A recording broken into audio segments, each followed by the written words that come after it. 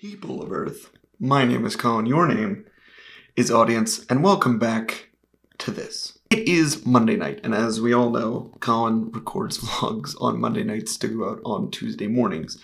What I wanted to do today was break down for you guys precisely how a production works. I think we're all familiar with how things look when it comes to live sports. I think we've all even accidentally witnessed a live sports event on television. And so basically what I wanted to do is break down for you all exactly kind of the system and the organization of what is happening technologically and kind of as far as manpower is oriented. First and foremost, what you need to put on a successful live show. It's difficult to pick where to start because there are several things that are crucial, but there are also things that are like be-all, end-all things, and then there's also things that are not necessary, but definitely will make your production or your live, whatever you're doing, look really good. So first and foremost, what you need in order to run a successful broadcast is something to broadcast from. Typically nowadays what we use for that is something called a TriCaster, which is more generally known as like a switcher. And so that, if you're not familiar, is basically what you plug all of your cameras in, everything that's going to be a part of the show. All the inputs, everything that you want to be able to switch between, you want to show up on screen, all of that needs to come into this switcher. And so from there, that's kind of the brains of the operation. That is the central hub that everything comes to, and then where eventually one final output, your finished show, as it were, which we also call program out. Think of it like a TV program. What you're watching on the screen is the TV program. And so that is what we are sending out of that switcher or that TriCaster or whatever device it is. I absolutely could run a basketball game production off of this computer that I have in front of me right now. Now, it wouldn't be very good. It would only have one camera angle, and it would just feel very simple. Now, the second thing that is crucial and some would argue vital to a broadcast would be your cameras. And so, but like I've just mentioned with the live streaming, at the end of the day, the only thing that you need to stream a basketball game, stream any sporting event, stream any event, period, is you need some sort of device that is switching your angles, switching your inputs, that can send an output, and you need cameras. So if we took a box, we took our TriCaster, and we hooked up 4 cameras to that, we could do the entire game. That would be fine. Again, it would be very watered down, it would be very simplistic, but we could do it. And that's why those are kind of the things that we set up first. Those are the things that we guarantee are working, because we know that at the bare minimum, that is what you need. In order to get said cameras into our central hub, our brain of the operations, our switcher, we essentially need to bring the signals, those outputs from the camera, and bring them back to our switcher. And there's a couple ways that you can do this.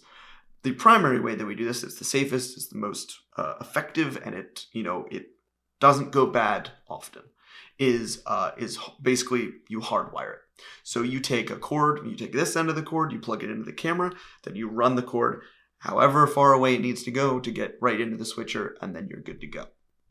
Now, obviously, there's a couple other things you worry about with the cameras, like battery life. So we essentially, when we set up a camera, we oftentimes like to use wall power. So we basically have a little power supply or a power adapter that allows us to run our cameras directly out of the wall outlets, which means that ostensibly it will run forever. The other way that you can get a signal into your switching device or your broadcasting hub essentially is still through those copper cables, but with something in between. So we use a wireless system that essentially sends radio frequency of our signal. So what happens there is we have a transmitter. We take the out from the camera, plug it into the transmitter, put the transmitter on the camera. That can run off of the battery or can run off of the wall, whichever you want. And then you bring your receiver and you plug that into another cable, hopefully closer, ideally closer, right next to your broadcasting hub. Run a cable from that into the hub, and boom, you've got your connection, you've got your signal. Now with the wireless, there's a lot of different factors there. If there's things in between it, if there's people on their phones using 5G signal, using radio frequency, just depending on the environment, it can either work perfectly or it can have some issues. And that's why we always opt to, when we can, run a hardwired cable to wherever we need it to be. Now, obviously, the bare minimum is not good enough, and you're going to want your broadcast to look nice and pretty. You're going to want some graphics on there. Now, one of the options is you pre-make all of your graphics and you load them into your switcher, and some switchers have these capabilities that you can pick one and put it in, and that eliminates the need for a graphics system. Now, obviously, we do things that are a little bit more intensive. We like to change graphics on the fly. We like to update information, and that is why we have a dedicated graphics laptop. Now, the signal that our cameras operate on through that coax cable, that copper cable all the way back to our broadcast hub, is SDI. That is the name of the signal, and that has confused me for a very long time. We call it many different things. We call them B and C cables because that's the connector, but I call them SDI cables, which is technically also right because that's the type of signal that's going over them. Technically, they're also coax cables. It gets really messy. But anyway, that is called SDI. Now, I'm not entirely sure what SDI stands for, and hopefully I'll throw it up on the screen right now. But for our computer input, we use something called NDI, which I assume the N stands for network, and I will throw up the name for that right now. Basically how that works is we plug an Ethernet cable, a Cat5, Cat6, whatever you got. You plug that into the laptop, and you plug the other end into the broadcasting hub, as we'll call it. The TriCaster is the one that we use. There's many different ones out there. Now the TriCaster is specifically able, that specific product is able to read these NDI signals. The only issue with that is you need some way of sending an NDI signal.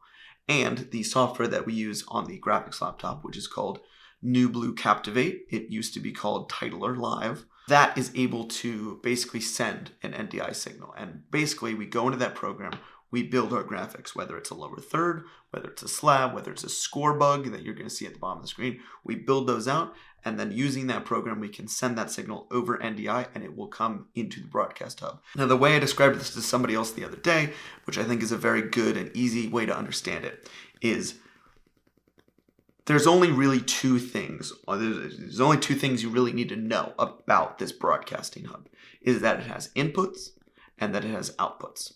And it's at its very simplest functioning, it will allow you to switch inputs and send out an output.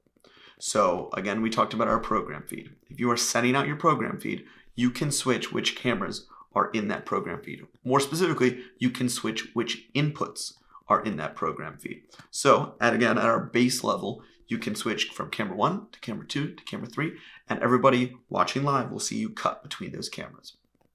Now, we bring in that new input from the graphics laptop.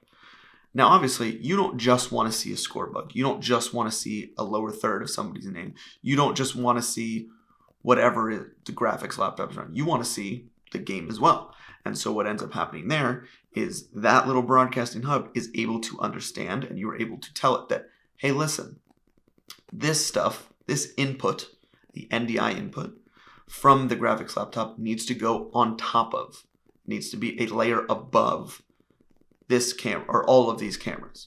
So once you have that set up, you can pull in your graphics into your program feed. You can switch camera 1 with graphics, camera 2 with graphics, camera 3 with graphics.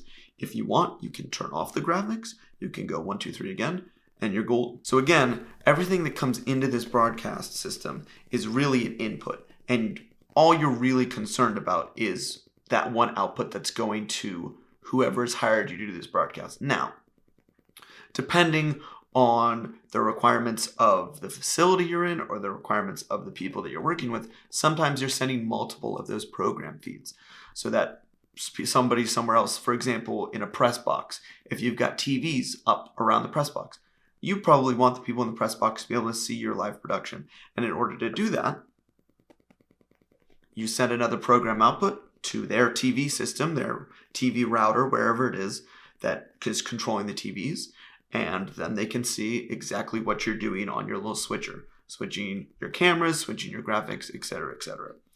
And then finally, the last thing that you probably want, it's not a requirement, but some people would say it is, and that is some way of communicating with your staff.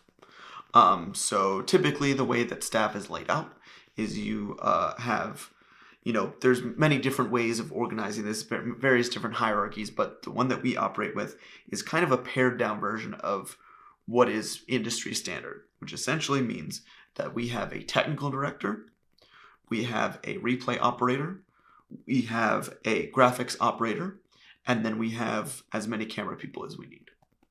Oftentimes, we will also have a quote-unquote director who is, standing behind and keeping everybody apprised of, what commercials are coming up, what needs to be done, what business needs to be taken care of. But also most of the time, that technical director is also being the director. The formal definition of the director is who would be calling camera angles.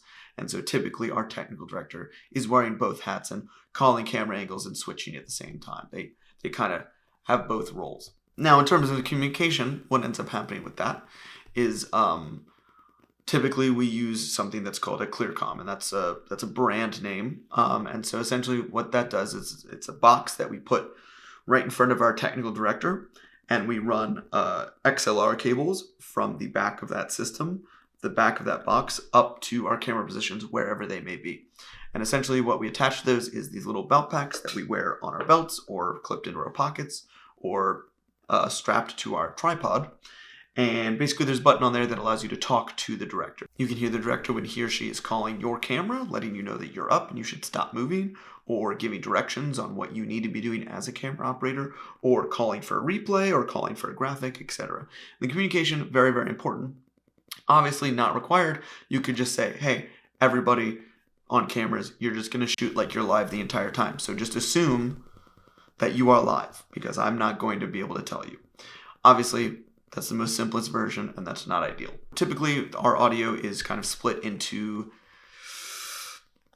two separate kind of groups. The first group is kind of our talent, right? That's who's calling the game. That's the commentary that you're hearing when you're watching sports. That's who's, talking about replays. That's who's talking about players, talking about plays, doing play-by-play, giving color commentary, that sort of thing. That is talent audio. And then the second kind of group of audio that we deal with is more specific to kind of, we call it nat sound. So that's the sound of the stadium. You throw a microphone out the window of the baseball press box so you can hear the cheers or the yells or the anger, so that you can give the viewer at home more of the environment, more of the feeling that they are actually there experiencing the sporting event instead of just watching it on a TV screen. Just to run quickly back through everything, the two really only things that you need for a production are some sort of broadcasting system, could be as simple as a laptop, and cameras.